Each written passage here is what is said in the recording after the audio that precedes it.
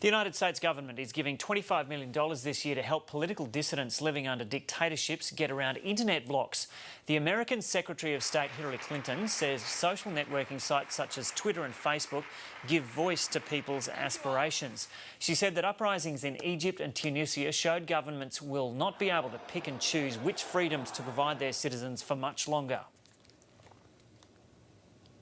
Governments that arrest bloggers, pry into the peaceful activities of their citizens, and limit their access to the internet may claim to be seeking security. In fact, they may even mean it as they define it, but they are taking the wrong path. Those who clamp down on internet freedom may be able to hold back the full expression of their people's yearnings for a while, but not forever. Hillary Clinton there championing the internet. For more, we're joined by Colin Jacobs from Electronic Frontiers Australia, and that's an independent organisation representing internet users and their online rights. Colin Jacobs, welcome. Good morning. Now, just how significant has the internet been in these Arab uprisings? Well, I think it is easy to overstate it when we're getting most of our news from Twitter about what's happening on the ground. One can characterise it as a Twitter revolution, but the fact is that the internet is extremely important in organising movements of this kind.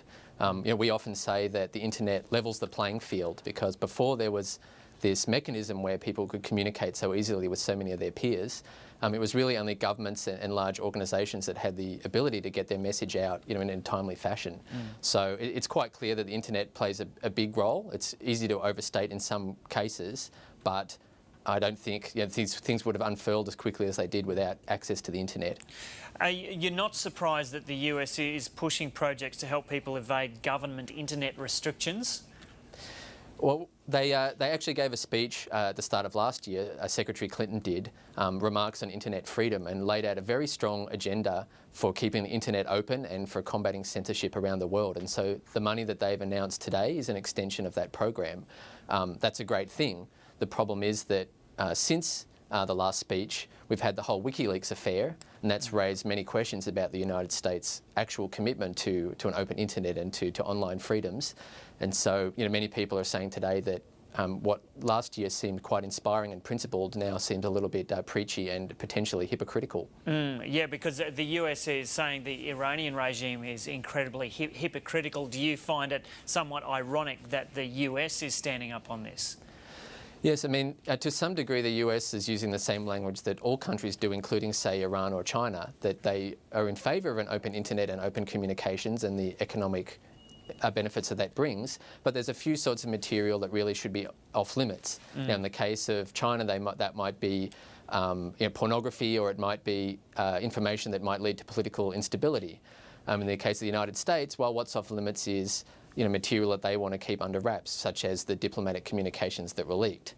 Now, obviously, there are cases where we all agree that speech should be limited. That may be defamation or child abuse material, etc., etc.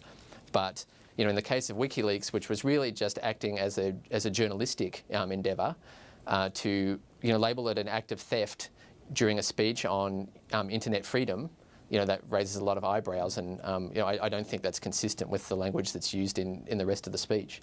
Do these Arab and Persian examples show that it is virtually impossible now for governments to totally control the net and to ensure that dissidents aren't able to communicate with each other? Yes and no. If the internet is working, it has inbuilt mechanisms that do make it possible for people to get around censorship, to get around walls that have been erected by governments to block access to particular material. And the money that the State Department is spending is to provide tools that make it easier for people to do that. Yeah. But when you get down to it, the internet is run by companies which are run by people. And so if you send soldiers in and point a gun at the operators of the network and say, switch the network off, then that can happen. So as long as the internet is present, it will be a very powerful force for speech. But as we saw in Egypt, when the government can bring pressure directly to bear on the companies that actually provide the service to people, then it can still be turned off. And if you look in China, in 2009 there were riots in the west, in Xinjiang, and the government simply turned the internet off in the entire province. So there's still physical bottlenecks that can be attacked.